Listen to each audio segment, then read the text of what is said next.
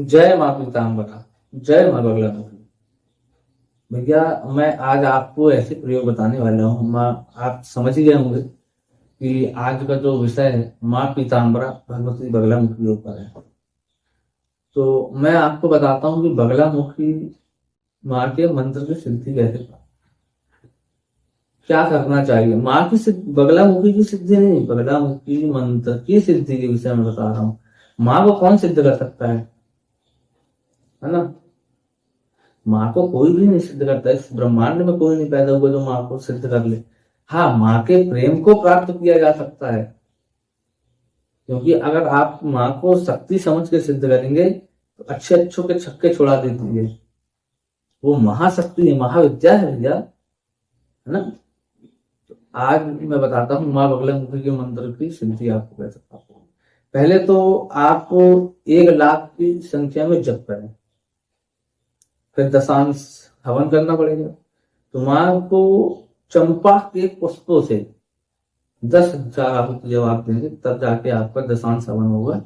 फिर उसके बाद मार्जन तर्पण आदि करके और ब्राह्मणों को भोज करा के आप इस मंत्र की सिद्धि प्राप्त कर सकते हैं। मैंने पिछली वीडियो में आपको बताया कि मंत्र की सिद्धि का मतलब यह है माँ भगवती की सिद्धि नहीं, उस मंत्र की जो शक्तियां हैं वो आपके लिए एक्टिव हो गए, आपका काम करना चालू कर दें।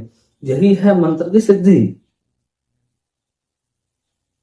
भाई, मारण होम वशीकरण संबंध उच्चारण ये तो सत्कर्म है। भाई, लोग परेशान है, जितने भी मनुष्य योनि में जन्म हुए हैं सब इन्हीं सत्कर्मों की समस्याओं से ही परेशान है, दूसरी किसी समस्या से परेशान नहीं है।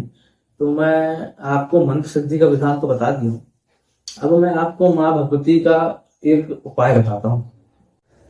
क्या लेना है? शहद, शक्कर और तिल, इन तीनों को मिश्रण करके अगर आप माँ भगवती के मंत्र का अनुष्ठान करें या हवन करें तो आपको वशीकरण की शक्ति प्राप्त हो।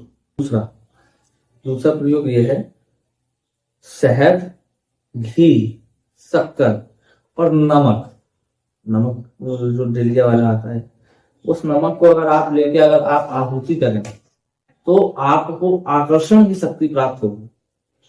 माँ पीताम्बरा की ऐसी कृपा हो कि आपके मुखमंडल में जो भी देखेंगे वो आपके आकर्षण से बाहर नहीं जाता।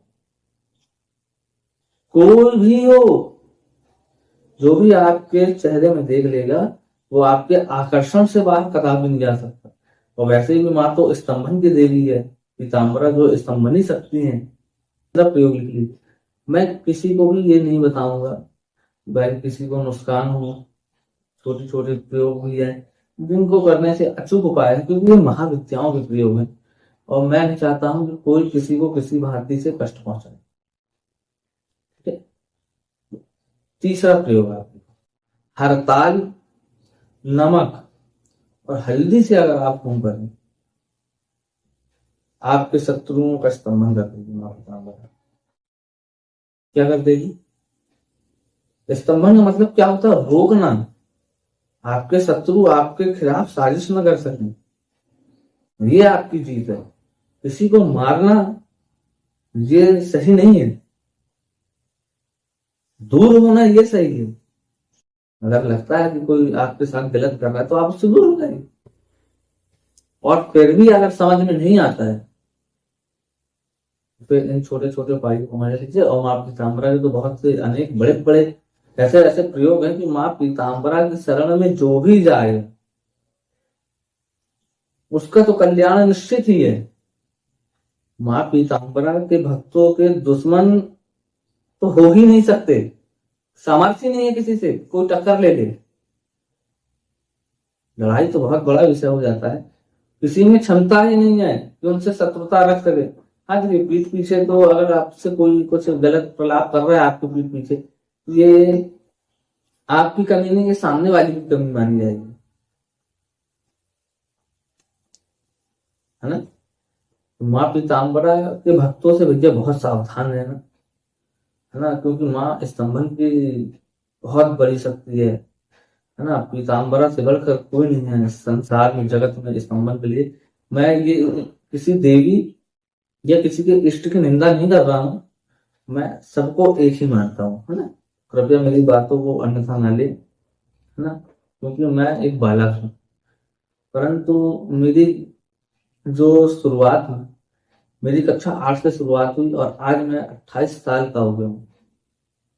मुझे इस बीच में 15 साल 17 साल के टाइम पीरियड में ऐसे ऐसे संतों का सानिध्य मिला, ऐसे ऐसे महात्माओं, ऐसे ऐसे गुरुजनों का आशीर्वाद प्राप्त हुआ, और मेरा अध्ययन, मेरा अनुभव, मेरा कर्म